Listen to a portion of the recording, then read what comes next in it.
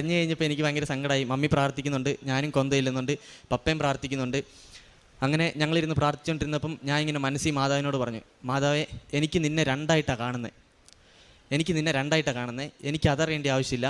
നീ എൻ്റെ അമ്മയാണെങ്കിൽ എനിക്ക് നിന്നെ ഒന്നായിട്ട് കാണാൻ പറ്റണം എന്ന് പറഞ്ഞു. അന്ന് ഞാൻ കിടന്നുറങ്ങി. തലേദിവസം ഏറ്റു കഴിഞ്ഞ് എനിക്ക് എന്തോ ഈ രണ്ടായിട്ട് കാണുന്ന ഒന്നായിട്ട് കാണാൻ തുടങ്ങി. എന്നിട്ട് ഞാൻ മമ്മിയോട് പറഞ്ഞു, മമ്മി എനിക്ക് ഒന്നായിട്ട് കാണുന്നുണ്ട്, ഇടയ്ക്കിടയ്ക്ക് എനിക്ക് അങ്ങനെ കാണാമെന്ന് പറഞ്ഞു. മാതാവ് എല്ലാം ശരിയാക്കും, നീ വിശ്വസിച്ചാൽ മതി, നീ പ്രാർത്ഥിക്ക്, മാതാവ് ശരിയാക്കും എന്ന് പറഞ്ഞു. എന്നിട്ട് പിന്നെ രണ്ടാമത്തെ ദിവസം എനിക്ക് കുറച്ച് കംപ്ലീറ്റ്ലി ക്ലിയർ ആവാൻ തുടങ്ങി. അങ്ങനെ ക്ലിയറായി ഞാൻ മമ്മിയോട് പറഞ്ഞു, മമ്മി എൻ്റെ കണ്ണൊന്ന് നോക്കിയേ, നേരെ ഉണ്ടോ